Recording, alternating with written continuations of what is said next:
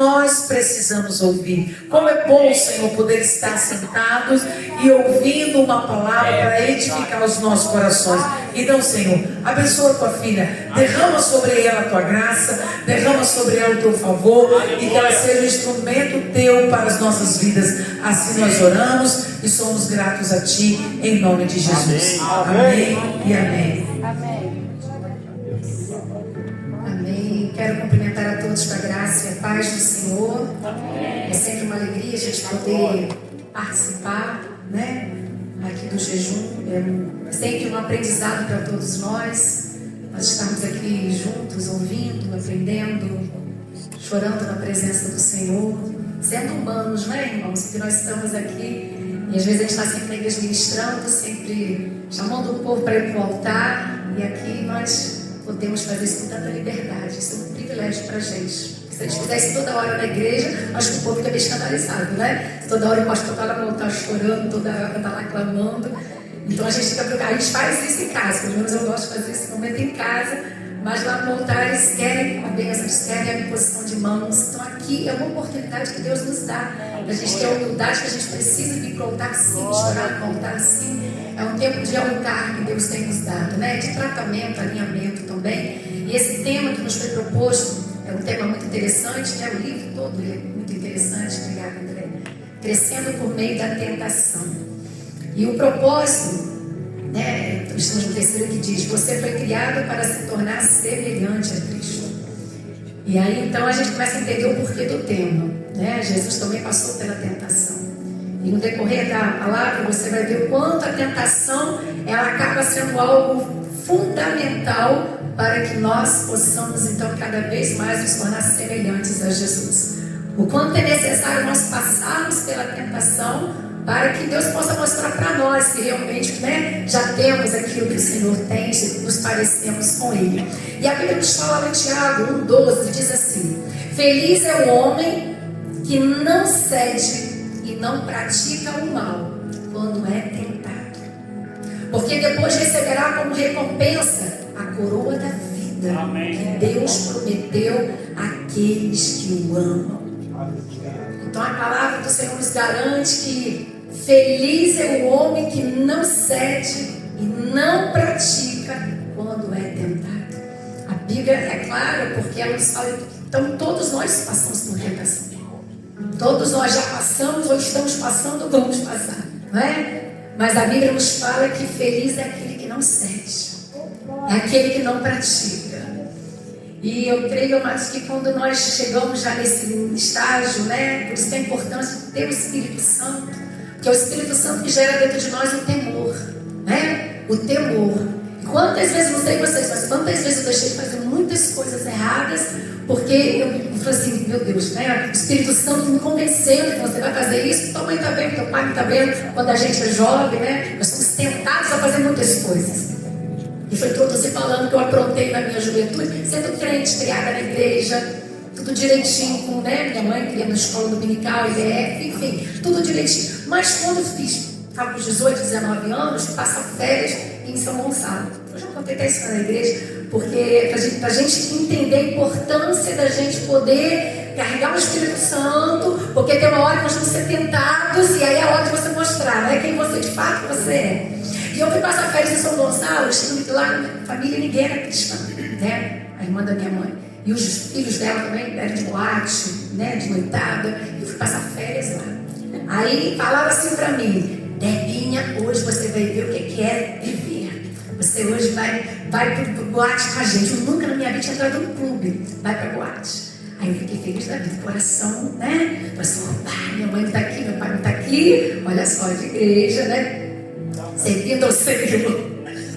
Não sou eu que aprontei isso. Mas olha só, aí o que acontece? Arrumei roupa de crente naquela época, eu era wesleyana, né? Eu fui criada na igreja metodista wesleyana. Meus pais eram metodistas, fui para wesleyana, então eu não usava calça comprida, porque era pecado. Eu fui para metodista, depois eu me casei, minha esposa era da metodista. E aí eu fui para boate, peguei meu vestido de crente lá do tecido e fui para boate, irmãos. Quando eu cheguei lá naquele lugar, as pessoas parecem que são surdas lá dentro possível. Um som, um barulho, uns gritos. Eu falei, o que eu estou falando? Aí eles falavam, não entendia nada. Aí o Espírito Santo, o que você está fazendo aqui? Aí eu tive a oportunidade de beber, de dançar, nem sabia fazer essas coisas, mas eu podia ter aprendido naquele dia. Mas eu fui constrangido pelo Espírito Santo. Aí eu tive uma oportunidade, eu fiquei vendo todo mundo dançando, se divertindo. Eu fiquei sentada na mesa ali, não sabendo fazer nada, no lugar errado, fazendo a coisa errada, porque minha mãe, né, fica muito chateada de fazer alguma coisa ali. E acontece que eu fiz, eles ficaram assim, divertindo, eu tive que sair, fiquei lá de fora, conversando com uma pessoa que se prontificou em ficar comigo, ficar sozinha. Não pude nem namorar naquele dia, né? Deus tratou legal. Naquele dia nasceu uma época na minha boca, nem se eu quisesse também namorar, poderia namorar. Deus tratou no profundo. Mas eu aprendi como é precioso a gente ter a presença do Espírito Santo, ser criado no temor de Deus. Porque, irmãos, se nós não tivermos o temor de Deus, a gente cede. A gente cede, porque a proposta vem. O desejo vem, depois a gente fala passo a passo aqui como acontece, mas a gente precisa buscar a presença do Espírito Santo. O bispo estava falando no início, quando a gente começou o jejum, sobre a importância da oração, porque a oração ela é fundamental na nossa caminhada, porque a gente, na maioria das vezes, as pessoas só oram porque estão precisando de bênção, de cura, milagre. A gente ora com mais intensidade, isso é verdade. Mas se a oração não fizer parte da nossa vida, a gente não tem forças para resistir à tentação. Por isso que a gente tem que orar todo dia, todo dia, todo dia. Eu falo lá na igreja, tem dia que eu também não estou com vontade de orar, mas eu vou sem vontade mesmo. Tem dia que você está com vontade de ir para a igreja, você não vai? Não é assim? É só comigo. Tem dia que eu estou com vontade de pregar, mas eu estou na escala e eu vou na misericórdia, na graça que Deus usa, irmãos. Às vezes mais do que quando você se sente preparado. Não é verdade? Mas por quê? Se você não tiver ali vida de oração, de clamor, de humilhação ao Senhor, de dependência ao Senhor, você não consegue. Da mesma forma com relação à tentação. A tentação ela vem para todos nós, não importa se é pastores, bispos, não importa. Se é jovem, se é criança, não importa, ela vem. Só que nós temos que ter essa maturidade, mas principalmente ter o temor do Senhor. Aleluia. O temor é o princípio da sabedoria, né? Como diz a palavra de Deus. Martinho Lutero diz uma frase interessante: minhas tentações têm sido minhas mestras em teologia. Porque a gente aprende muito, né? A gente passa pela tentação e uma vez que você é aprovado, né? Você vai com certeza fazer a tentação, acaba sendo uma escola para você. E eu creio mais que todos nós já passamos por um momento assim como eu citei aqui na minha juventude. E também, é claro, né, em outros momentos, já passei por várias provas, várias situações, porque nós somos humanos e temos as nossas fraquezas. Cada um de nós aqui tem a sua fraqueza. E a Bíblia fala que há uma guerra dentro de nós, né, da carne e do espírito. Há uma guerra dentro de nós. Então a nossa carne, ela gosta do pecado. Pecado não é ruim, né, irmãos? Pecado é gostoso, pecado é bom. Porque se fosse ruim, a gente não cometeria. As consequências do pecado são ruins. Mas pecar é bom, pecar é gostoso. Porque dá prazer à carne. Então quando você cede uma tentação, porque a tua carne está gritando. E você, quando você cede, é porque vem fraco, né? Vem fraco ali, você não conseguiu vencer aquela tentação. Eu costumo contar uma história, talvez você conheça essa história, mas é uma história que ilustra muito bem essa guerra que há dentro de nós. Porque por que alguns conseguem vencer uma tentação e o outro não consegue? E às vezes a fraqueza é a mesma fraqueza. Tem homens que têm fraqueza por mulher, não pode honrar com saia. Mas tem homem que não tem essa dificuldade. Mas de repente dois homens, dois amigos têm a mesma dificuldade com mulher. Tem dificuldade. Mas aí um consegue vencer e o outro não consegue. Por que não consegue? Porque é uma história que fala de um homem que tinha dois cachorros, um branco e um preto. Eram cachorros que brigavam, né? E ele ganhava dinheiro com apostas. Ele ganhava muito dinheiro com apostas. Toda vez que tinha as apostas, aí chegava o pessoal, ele falava assim: quem vai ganhar hoje é o branco, quem vai ganhar é o branco. Aí o pessoal falava assim: não, é o preto, aí olha, não, é o preto que vai ganhar. E o branco que vai ganhar, é o branco. E na hora da briga, o branco ganhava. Aí no outro dia, de novo. Aí ele falou: quem vai ganhar hoje é o preto. Como você sabe que é o preto? O branco ganhou ontem. Então todo mundo apostando no branco hoje. Não, hoje quem vai ganhar é o preto. E assim o preto ganhava. E assim todas as vezes que tinha, né, aquela aposta, ele conseguia ganhar muito dinheiro. Aí um amigo chegou perto dele e falou assim: peraí, como é que você sabe? Como você sabe quem sempre vai ganhar? Aí ele falou assim: é muito fácil. É muito simples. Quando eu quero que o branco vença, eu alimento o branco. Quando eu quero que o preto vença, eu alimento o preto, né? seja, o animal que é mais alimentado, ele fica forte para ele poder vencer aquela batalha que está sendo feita ali, aquela disputa ali. E da mesma forma acontece conosco. Se a nossa carne ela é mais alimentada, na hora da guerra da carne e do espírito, quem prevalece é a carne. Como que eu alimento a carne? A carne gosta de Netflix, a carne gosta de televisão, a carne gosta de futebol, assistir Flamengo, nada contra, né? Mas enfim, a carne são coisas que dão prazer para a nossa carne. É pecado? Foi futebol? Não. É pecado na praia? Não. É pecado Netflix? Também não, meus irmãos. Mas o que é pecado é a gente ficar só ali alimentando a carne. Não tem tempo para orar, não tem tempo para jejuar, não tem tempo para ler a palavra, não tem tempo para buscar o Senhor. Aí diante de uma tentação, quem vai vencer a carne e o espírito? A carne. Então quando o apóstolo Paulo ele fala sobre isso, lá em Gálatas, quando fala sobre isso, dessa guerra, porque a Bíblia fala assim, porque a carne luta contra o espírito luta contra a carne, porque são opostos entre si, para que vocês não façam o que querem. Então, são opostos. Muitas vezes a carne está querendo, o espírito está lá gemendo, né, clamando, e você, por amor ao Senhor, você não faz. Mas para você não conseguir fazer, o teu espírito precisa estar fortalecido. O próprio Paulo ele falou, porque não faço o bem que prefiro, mas o mal que não quero, esse faço. Eu creio que são aqueles momentos que às vezes a gente sabe que não deveria falar da forma que falou, de repente você já falou isso. Por que eu falei assim? Às vezes a gente fala até a coisa certa, mas da maneira errada. A coisa certa, na hora errada. Eu tenho pedido a Deus muita sabedoria nisso. A gente tem uma reunião de aqui na igreja, semana passada, só o sangue. Aí eu imagino alguém falando uma coisa errada, na hora errada, da forma errada. Eu falei, Jesus, não vou nem falar agora nada, porque senão eu também vou errar. Então eu vou ficar quieta e depois eu chamo ele para conversar no gabinete, que eu vou ser mais prudente nesse momento. Mas em outros momentos, talvez alguns tempo atrás, eu resolveria tudo ali mesmo, e aí ia ser ruim, sabe, irmãos? Então a importância da gente buscar a Deus em oração, para que nós possamos realmente falar aquilo que precisamos falar no tempo certo, na hora certa, para nós não cedermos àquela tentação, porque às vezes a atmosfera não está uma atmosfera favorável, e nós precisamos ter esse entendimento, ter a sensibilidade de ouvir a voz do Senhor. Agora preste atenção, muitas pessoas confundem pecado com tentação. Ser tentado não é a mesma coisa que pecar. Pecado é a tentação concebida e aceita. Você ser tentado, isso não é pecado. O pecado é você ceder à tentação. Jesus foi tentado, mas ele não cedeu à tentação. Então nós precisamos entender, porque muitas pessoas às vezes confundem, né? Achando que tentação também é pecado. Não. Então nós vamos ver que tentação é uma oportunidade para fazer o bem. E é preciso não ceder às tentações, mas fazer de cada tentação um degrau em vez de uma pedra de tropeço.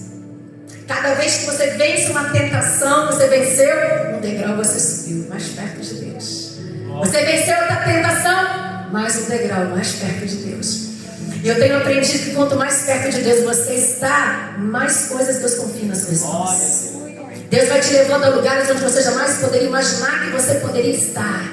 Mas tudo isso foi um preparo por cada degrau que você subiu. E também eu entendo, se você também, cada vez que você segue, você está diminuindo, né?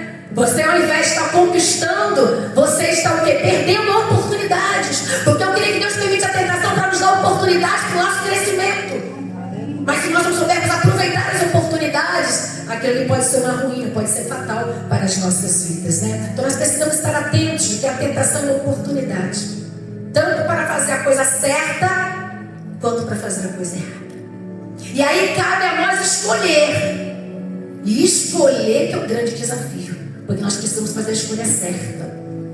A gente não pode deixar a carne dominar, é o espírito que vai ter que dominar neste momento. Mas toda tentação, ela vem para que nós possamos, então, escolher o certo ou o errado. A maior arma contra a tentação é desenvolver o fruto do Espírito. A Bíblia diz, mas o fruto do Espírito é o amor, o gozo, a paz, a longanimidade, a benignidade, a bondade, a fidelidade, a mansidão, o domínio próprio. Contra essas coisas não há lei. Então aqui a gente vê que a maior arma é desenvolver o fruto do Espírito.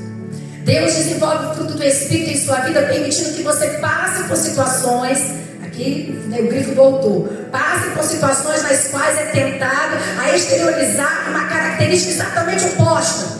Por exemplo, Deus nos ensina a amar pondo pessoas desagradáveis ao nosso redor. E aí nós somos tentados a odiar aquela pessoa, não é verdade? Então Deus está o quê? Colocando uma tentação diante de você, Por isso que a melhor maneira de nós podermos entender, a maior arma para a tentação é a gente colocar os frutos do Espírito ali, exercer o fruto do Espírito. Eu creio que, eu falei nessa reunião que eu tive lá, eu tive todo domínio próprio. Aí eu falei, ô Jesus, glória a Deus. Muita gente não entendeu meu posicionamento, mas o Senhor depois falou comigo que eu tinha que fazer. Agora eu já sei, já vim aqui no jejum para orar, porque ainda mais, mais orientada ainda daquilo que Deus quer, da forma, no momento certo. Mas a gente precisa entender que Deus permite essa situação para que nós possamos então aflorar o fruto do Espírito em nós. Como saber se você tem o fruto do Espírito? Passando pela tentação. Não adianta você falar, eu amo. Eu sou uma pessoa paciente. Você só vai saber se você é paciente se você passar por uma prova que vai deixar você muito, para ter tentado a ser impaciente, a não querer esperar, querer resolver a coisa na hora que você quer resolver. E quantas vezes Deus teve situações onde você vai ter que esperar, não é o momento, você vai ter que esperar. E se nós esperarmos, se nós não nos aquietarmos, aí sim nós estamos ali mostrando que o fruto do Espírito, de fato, a paciência, está em mim. O Senhor nos ensina a verdadeira alegria no meio da aflição. Porque falar que está alegre, está com dinheiro no bolso, está com saúde na tua casa, você pregar sobre alegria e falar de alegria é fácil, né, irmãos? Agora você falar da alegria que vem do Senhor. A alegria do Senhor é a nossa força. Você falar isso quando você está lá diante do vento soprando, diante da tempestade que está assolando a tua casa. Falar da alegria não é algo fácil. E aí você fala realmente por fé, porque você crê que Deus está no controle, porque você sabe que o choro pode durar uma noite, mas a alegria vem no amanhecer, porque você confia na palavra de Deus e você sabe que Deus é fiel à sua palavra. Mas você só vai saber se você tem alegria de fato quando você está passando pela provação. Quando você está passando por aquele momento difícil, aquela situação complicada. O Senhor promove a verdadeira paz quando nós optamos confiar no Senhor mesmo diante das situações adversas. Eu já contei os irmãos do meu testemunho aqui, não vou contar hoje de novo, mas só para poder lembrar uma parte do meu testemunho quando eu fiquei com quimioterapia no hospital. E durante toda a noite usando a quimioterapia, criança com 6 anos, eu dormindo. Já falei aqui, não sei se todos estão aqui no dia que eu falei, mas eu estava dormindo. E depois veio uma crise no meu coração, depois, quando eu já tinha saído do hospital, a crise, como que uma mãe pode ficar dormindo enquanto o filho está ali a noite inteira tomando quimioterapia e eu dormindo. Aí Deus falou no meu coração, essa é a paz que excede todo entendimento. Aleluia!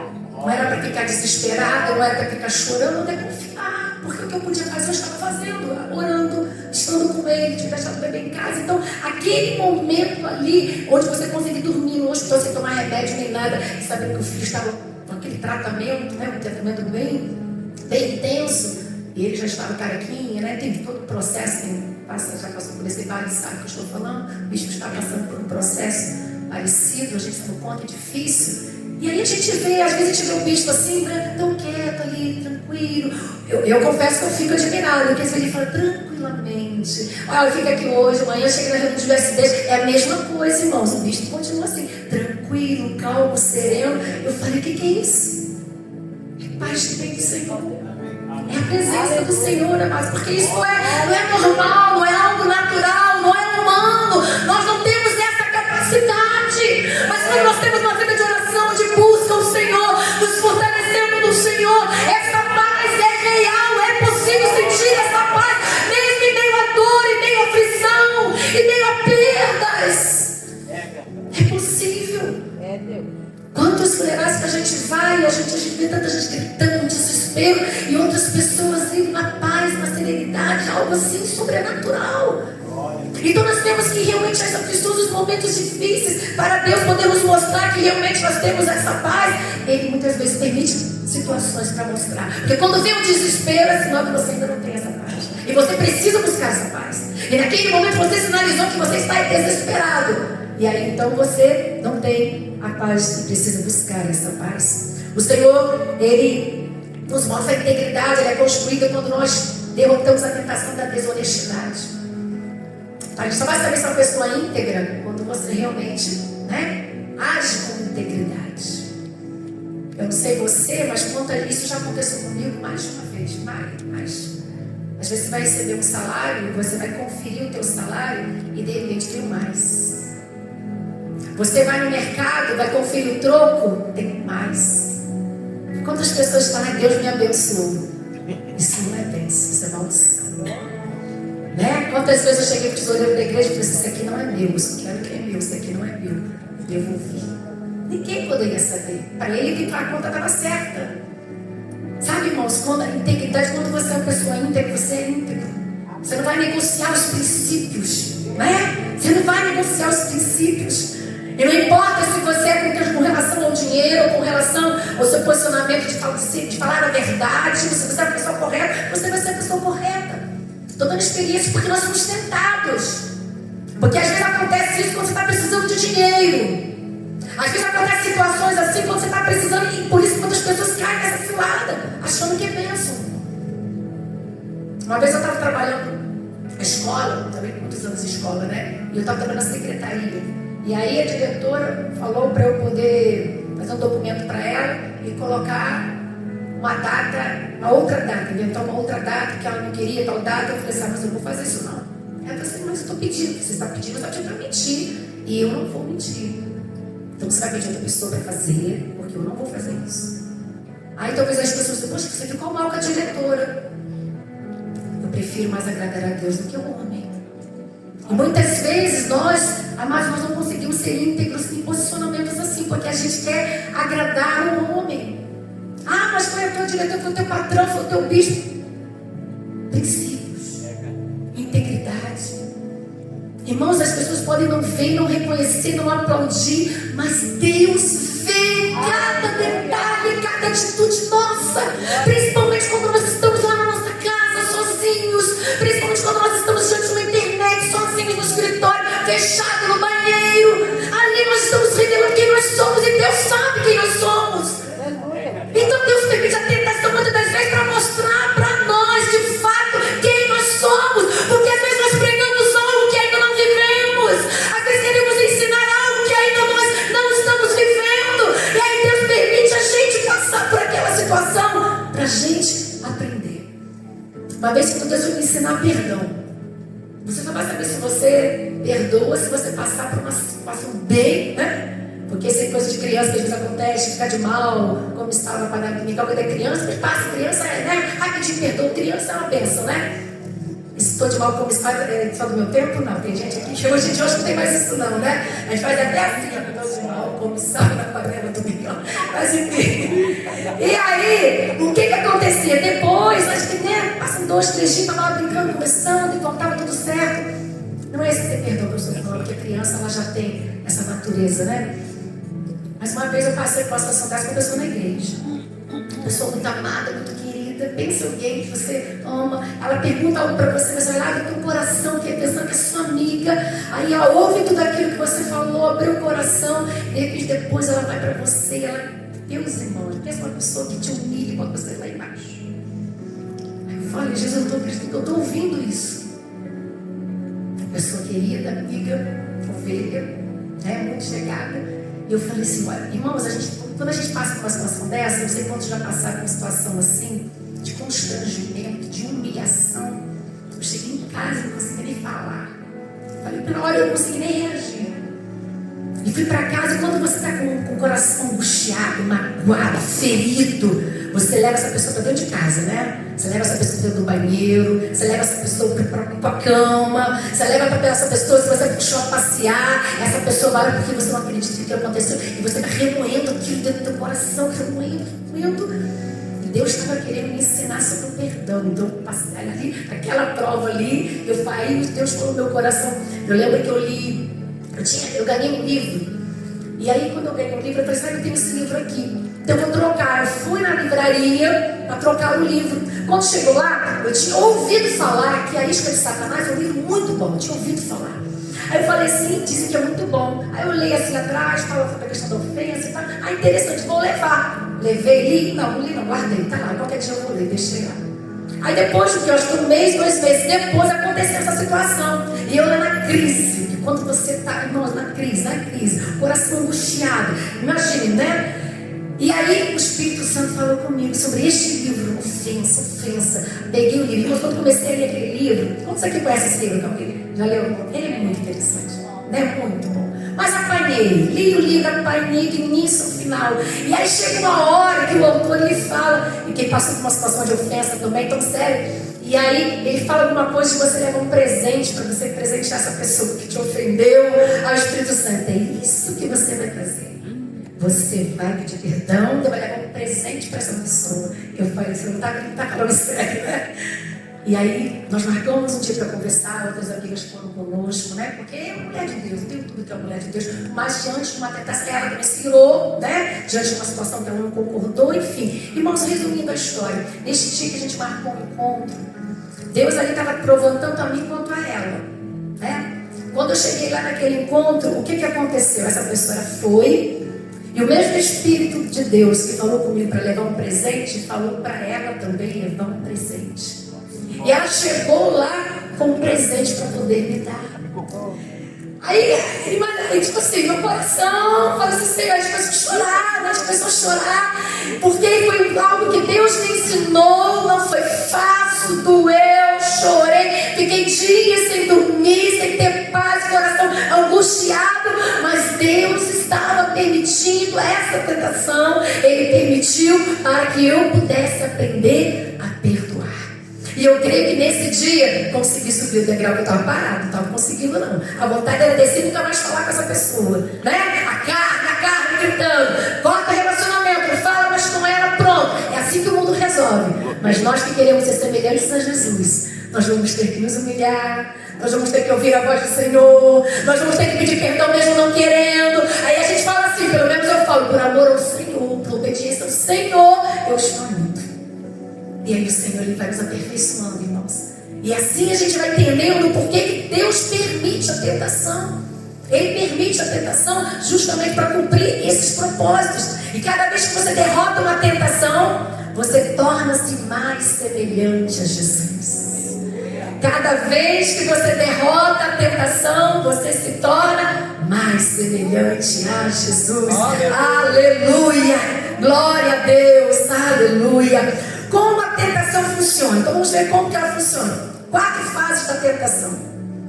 Na primeira fase, Satanás identifica um desejo dentro de nós, que pode ser desde um desejo legítimo, uma carência afetiva, ou anseio pecaminoso, desejo de vingança. Então sugere em nossos pensamentos que devemos saciar os nossos desejos porque merecemos, é direito nosso. E como todo mundo apronta, devemos aprontar também. Olha só que interessante, porque tudo começa com um desejo. Um desejo no teu coração. Como eu falei da boate, desejo. Falar, inclusive, desejo, né? Ficou no meu coração. Então tudo começa com um desejo. E aí então começa a vir as sugestões dos seus pensamentos. O que tem? É pecado? O que tem? Eu vou ir. Ninguém vai ver, ninguém vai ficar sabendo. A tentação ela começa dentro de nós. Todo mundo apronta, porque eu não posso aprontar. Só que eu sou filho de Deus, ainda fala assim ainda, né? A tentação ela começa com uma pequena semente, uma sugestão. E isso é algo muito sério, porque nós precisamos cuidar dos nossos pensamentos, porque esses desejos secretos que estão dentro de nós, começa com esses desejos secretos e depois se torna então uma vontade que você não consegue mais controlar. Mas a tentação, ela começa a ser a segunda fase da tentação. Satanás lança dúvidas do que é ou não pecado. Tenta te iludir que Deus não quis proibir nada. E que na verdade a palavra era para outra época e que não vale mais para hoje. Será que é mesmo errado? Está todo mundo fazendo, por que eu não posso fazer? Quantas vezes a nossa carne fala isso? Fala isso. Ai, tem opção de pastor que está fazendo isso também, por que eu não posso fazer? Todo mundo deixa de pagar a cota para fazer obra, por que eu não posso fazer? Eu já fiz isso, irmãos.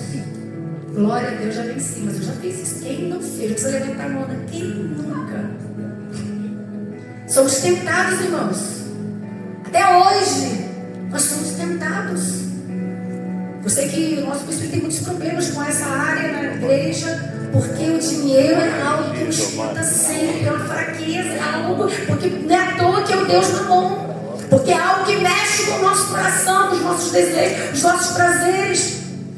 Eu falo muito na igreja, não, Deus não tem problema com dinheiro, não quer que você tenha problema com dinheiro. Deus não tem problema de você ter muito dinheiro no bolso. Deus não quer o dinheiro no teu coração. Olha aí, viu? Bolso pode estar cheio, cofre cheio, a conta cheia, desde que não esteja no seu coração. Porque se você começar a entender o propósito do dinheiro na sua vida, Deus já testou na minha vida várias vezes a questão do dinheiro, para o dinheiro ficar aqui dentro do coração. Toda vez que alguém pede alguma ajuda na igreja, começa com uma campanha, é Deus falando, você é a primeira, tem que ser com você. Eu falei, Senhor, você não tem? Tá. Aí, mas, Senhor, eu acabei de dar semana passada para fulano, você não tem, também não dá. Aí eu pensei, Jesus. Aí eu fui ensinando os meus filhos, do pai que estava precisando tanto na igreja, eu ligava para meu filho, você tem dinheiro, eu preciso de uma oferta para ajudar não sei quem. E mamãe, eu já ajudei, não tem, você não tem? Então eu fui ensinando ele, assim ensinei a ser ofertante, dizimista, para que o dinheiro não fique no coração. E mesmo assim nós somos tentados sempre, irmãos. Nós somos tentados sempre. E nós precisamos lutar contra isso. Deus não quer que eu seja feliz. Muitas vezes a gente fala isso. E essa tem sido uma frase que as pessoas têm falado ultimamente com muita frequência. Desde que começou a entrar essa questão de sair do armário, do homossexualismo, as pessoas usam isso. Eu quero ser feliz. O importante é ser feliz. Não importa o que as pessoas pensam no respeito. O importante é ser feliz. Não importa se eu vou quebrar princípios da palavra de Deus. A minha carne gosta disso, eu tenho prazer. Então o que importa, eu quero ser feliz. E muitas pessoas, nós conhecemos pessoas que outrora estavam na casa do Senhor, mas começaram então, tudo começou no primeiro ponto aqui, identificou um desejo. Começou a ver alguém fazer e falou assim, eu também gosto de homem, eu também gosto de mulher, eu também. Aí começou no desejo e depois então começou a dúvida, será que é pecado mesmo? Deus quer que eu seja feliz, não é isso que as pessoas têm falado? E a terceira fase, Satanás usa o engano, ele oferecendo a mentira para substituir o que Deus já disse em sua palavra. Deus já falou, ele não vai mudar. Mas o diabo ele tenta enganar e ele sugere que nada de mal vai te acontecer. É só um pecadinho, isso não vai acontecer nada. É sempre assim, meus irmãos. E é por causa dessas sugestões, é por causa do engano, que muitos, até colegas nossos, já não estão mais pastoreando, estão com casamentos destruídos, famílias destruídas, porque não conseguiram vencer a tentação. E na quarta fase, porque aí você já está com o coração totalmente focado e voltado para a queda, e aí entra a quarta fase, que é a desobediência. Uma vez que você deu ouvido ao tentador, você cede à tentação e cai na cilada. Você acaba agindo de acordo com a ideia que vinha brincando em sua mente. O que começou como uma ideia nasce como conduta. Você cede a qualquer coisa que chamar a atenção. Acredite nas mentiras de Satanás e cairá na armadilha. Irmãos, a palavra de Deus lá em Tiago 14 diz: a tentação vem de nossos próprios desejos, que nos seduzem e nos arrastam. Esses desejos dão à luz o pecado, e quando o pecado se desenvolve plenamente, gera a morte. Algumas versões falam: o pecado, uma vez consumado, gera a morte. Mas tudo começa com os nossos próprios desejos. Então é algo que dá para a gente controlar. É um desejo que veio, mas a gente só consegue controlar se o Espírito estiver forte. Isso aí. Se a gente estiver buscando o Senhor diariamente, buscando o Senhor, como eu falei com você, irmãos, o dia que você não quer orar, vai orar a si mesmo. Tem dia que não tem nem sei como falar com Deus, então fica no ministério, bota um louvor, chora na presença do Senhor, mas você precisa, eu preciso desse momento, nós precisamos desse momento, nós não sabemos o que estará acontecendo durante o dia ou durante aquela semana, mas eu fico louvando ao Senhor, porque eu sei que tudo que eu tenho passado, esse finalzinho de mês, início, foi bem tenso, mas eu fico glória a Deus, porque o Senhor tem nos fortalecido. Porque talvez fosse um outro momento, né? Porque eu falei, gente, eu nunca orei tanto, jejuei tanto como está acontecendo esse ano. Ano passado a gente orou bastante também, mas porque a gente está na pegada de muito jejum na igreja. A gente chegou no culto do amigo, então a gente ficou, bota a igreja para orar, jejum. Não, primeiro fez 40 dias de propósito da Páscoa. Aí depois de 40 dias a gente fez depois 21 dias para o culto do amigo. Aí terminou o culto do amigo, a gente entrou agora Com o propósito do encontro com Deus, que vai ser em maio, né? Então a gente entrou 21 dias de propósito. E agora já tem a proposta do regional.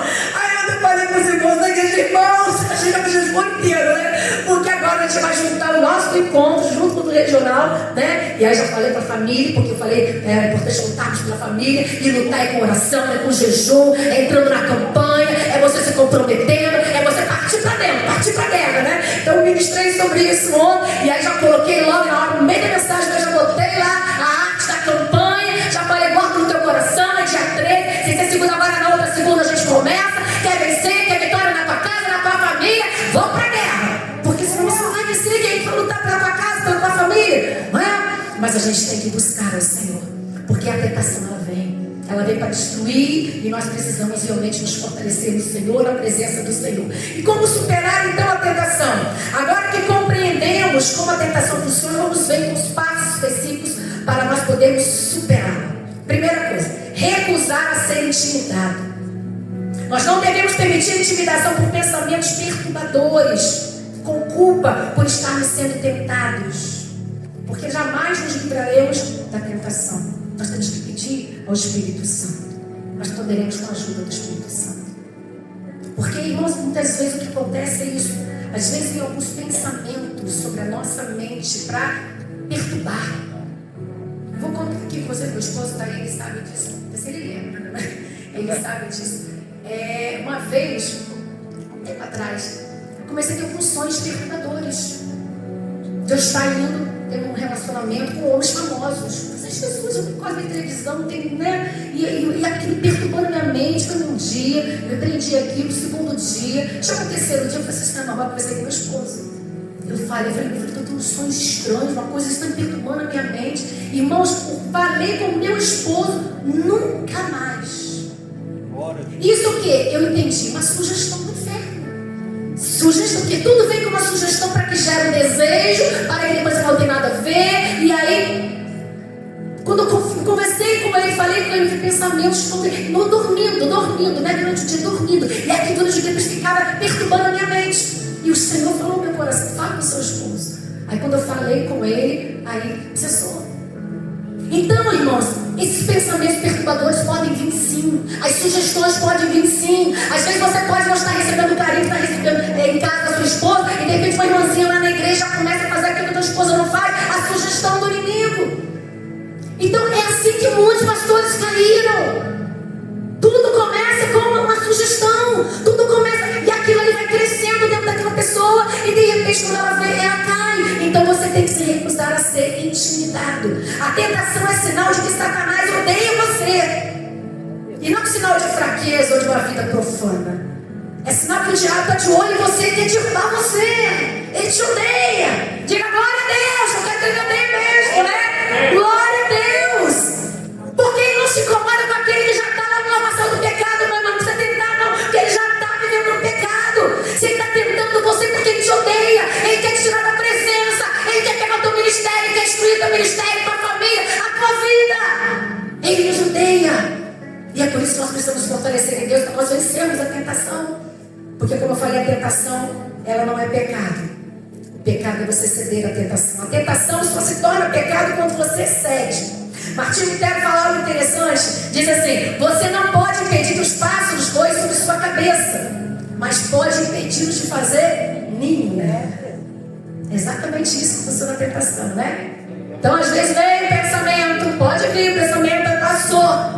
Ai, puxa, eu deveria ter pensado, desejado, passou. Mas você pode permitir que fique, né? É como um passarinho, fazer o ninho, aí você está deixando, o negócio está dando, né? Aí quando eu estava lendo sobre isso, eu lembrei da história de José. E José é um grande exemplo para nós de um homem jovem, né? Que foi tentado e conseguiu vencer a tentação.